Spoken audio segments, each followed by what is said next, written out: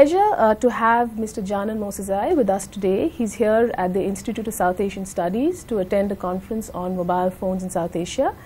Mr. Janan is from Afghanistan. He's a journalist and he's been extensively using mobile phones to transmit news. Janan, welcome to ICES. Thank you. As I just mentioned before, you've been using mobile phones very extensively now to transmit news. Tell us what you're doing, how did this happen, and how long have you sort of been using mobile phones?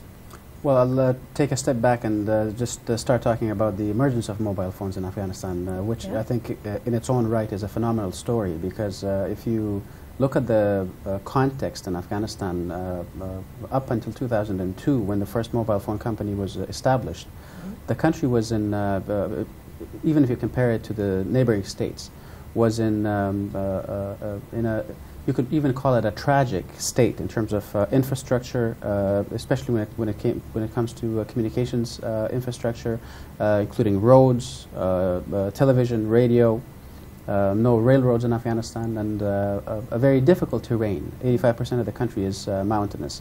But with the arrival of the first mobile phone company after the fall of the Taliban regime in late 2001, the uptake of mobile telephones, again given the fact that the number of fixed phones was only about 10,000 for the entire country in 2002, was massive. So between 2002, the establishment of the first mobile phone company, and 2010, when we now have 5 mobile phone companies, 4 private companies and 1 state-owned company, the number of mobile phone subscribers jumped from 0 to 12 million. So mobile phones are the primary way, not only for journalists, but for ordinary citizens, for government officials, and for people engaged in the economy, the formal economy, the informal economy, and even the insurgency, to communicate, to conduct business, to share information. When it comes to the media, the new Afghan media, which is also another major success story of the post-Taliban Afghanistan, if you like. The use of mobile phones is increasingly something that journalists rely upon to transmit news, certainly from places that are from remote places and places that are more difficult to access. But it's also a tool that allows journalists to obtain a whole lot of information that otherwise they would not be able to. I'll give you an example. In the 4 cycles of national elections that have taken place in Afghanistan between 2004 and late 2010, journalists have regularly received video clips recorded by ordinary citizens of the fraud that has taken place, especially in places outside the major cities.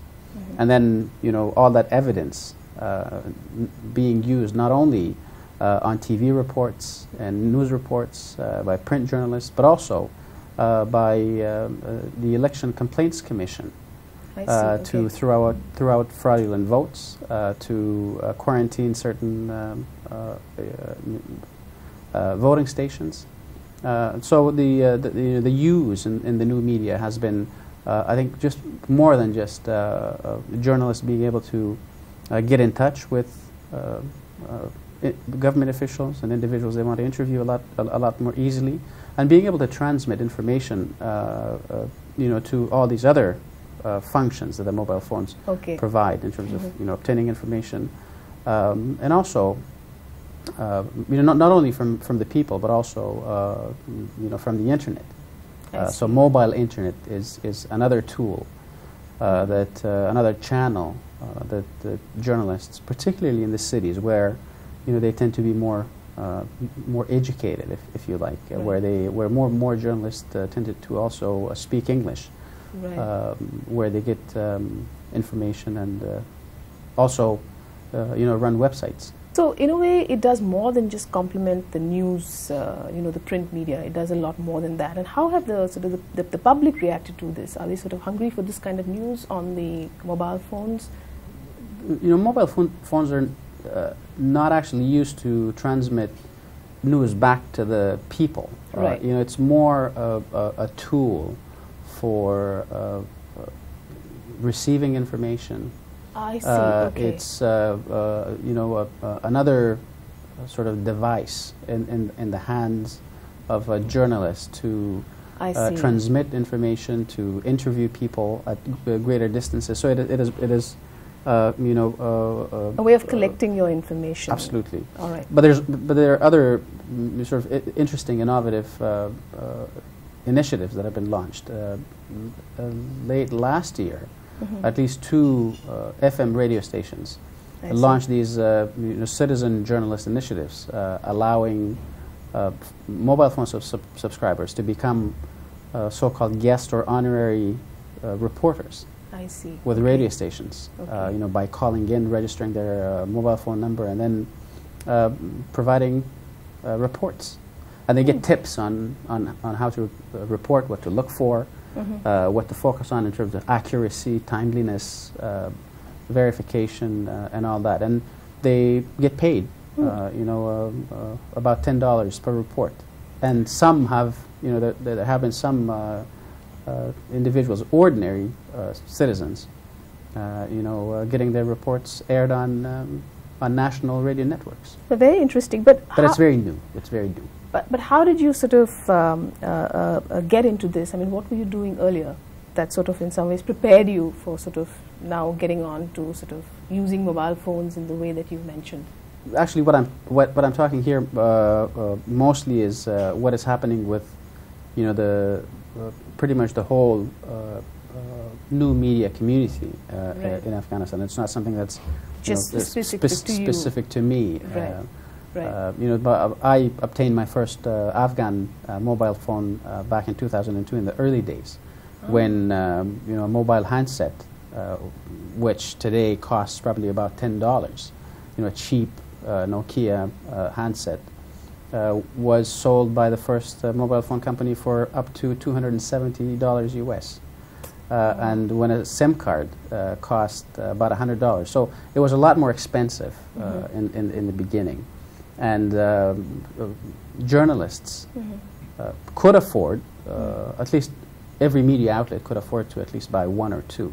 And back then I worked with the BBC, and the BBC tends to have more money than you know, local Afghan media outlets. So that's how I you know, got my first Afghan mobile phone, and how we started to use it for news gathering purposes. And you know, I did this experiment once last year. You know, asked my journalist colleagues to tell me how many phone numbers they had on their mobile phones, and the average was about 500. So you know, a journalist in Kabul, sort of an active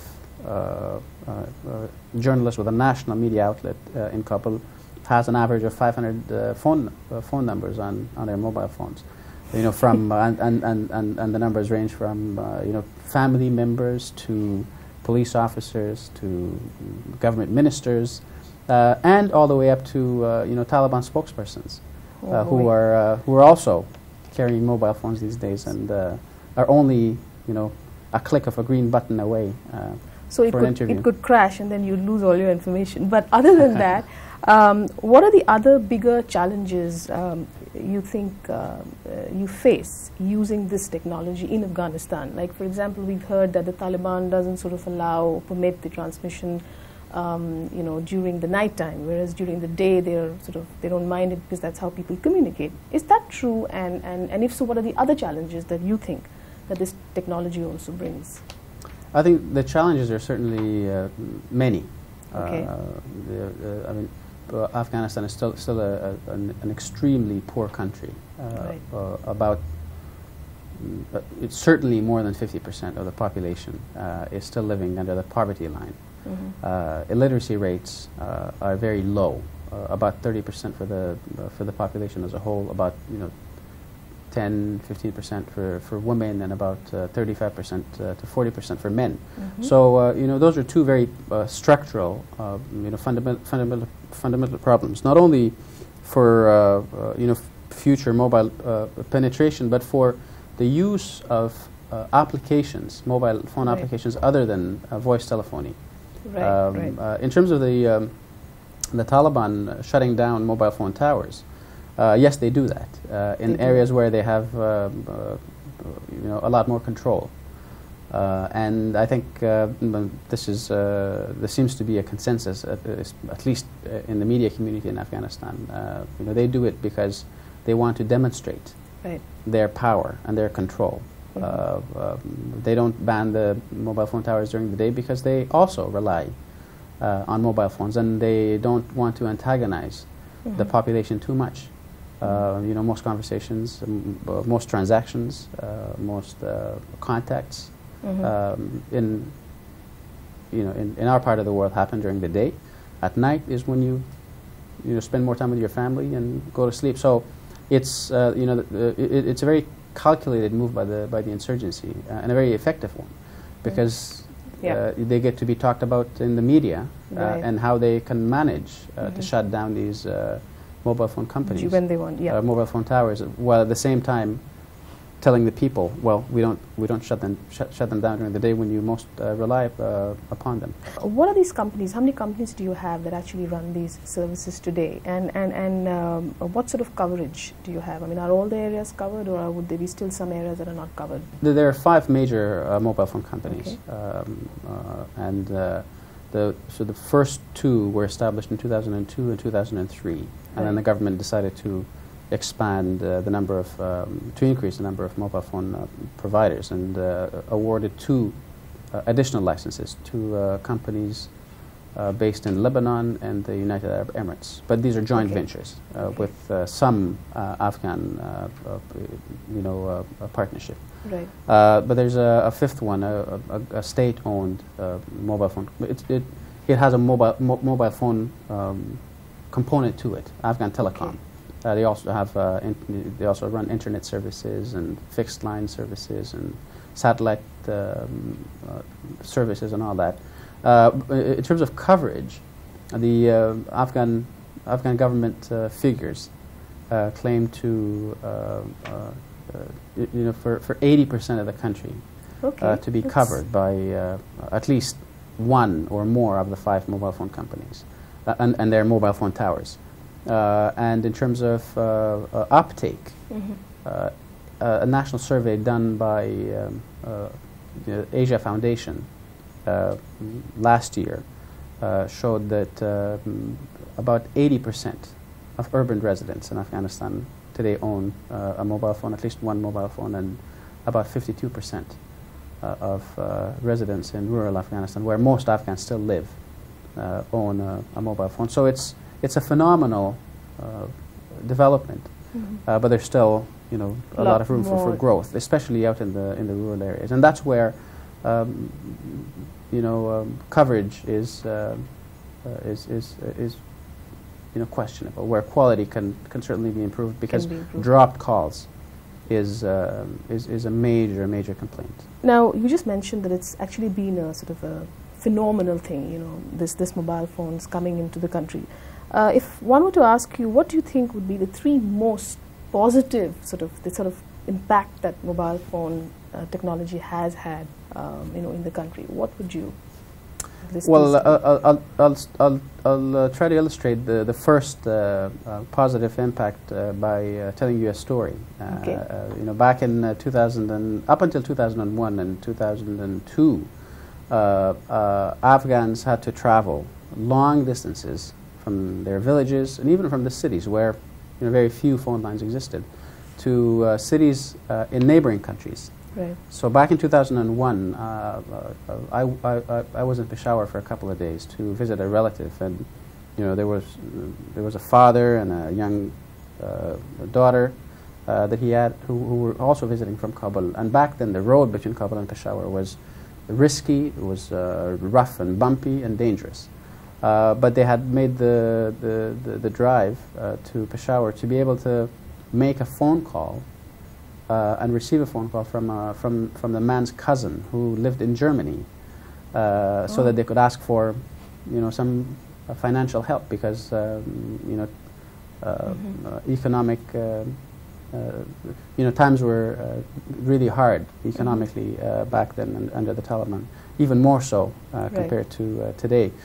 So mobile phones connecting people, eliminating distances of that sort, I think is certainly one of the major impacts of mobile phones in Afghanistan. And then the impact on the economy. Yes, that's what I was going to is tremendous, because today you can hardly find any Afghan involved in the Afghan economy, whether the formal economy or the legitimate economy and the illicit economy, with a business card that carries fewer than 3 or 4, sometimes 5 mobile phone numbers. You know, mobile phones are also used in.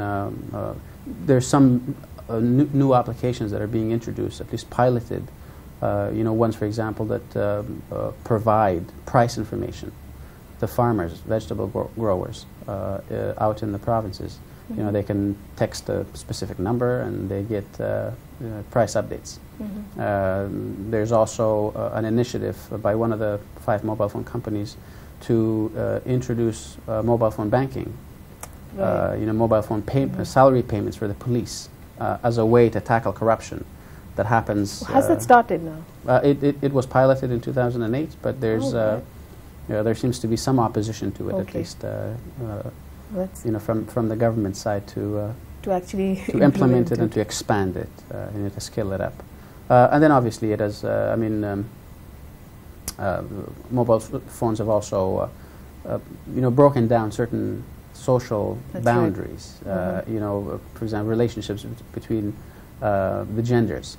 Mobile phones in a society where, you know, face-to-face contact between men and women, unrelated men and women, is discouraged, at least.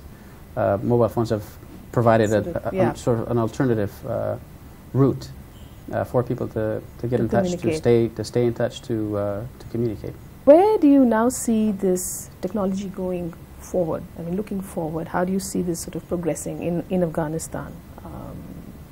And like you said, you sound optimistic, because I can see that the positive impacts are far more than the sort of the negative impacts you're talking about. What do you see as the future of this technology in Afghanistan, say in the next few years, next decade? Well, I think the potential for the economy is probably the biggest. You know, like I was saying earlier, literacy rates are extremely low in Afghanistan. So that's a generational issue to educate the Afghan population.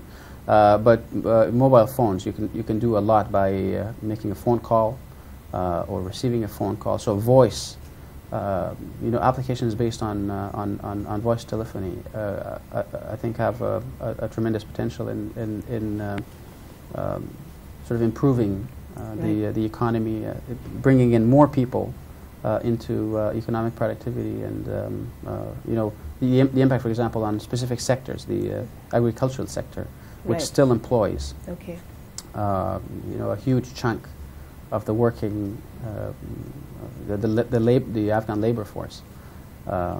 So I see a whole lot of potential there. But for that to happen, you know, there have to be some other developments as well. For example, a reduction in prices.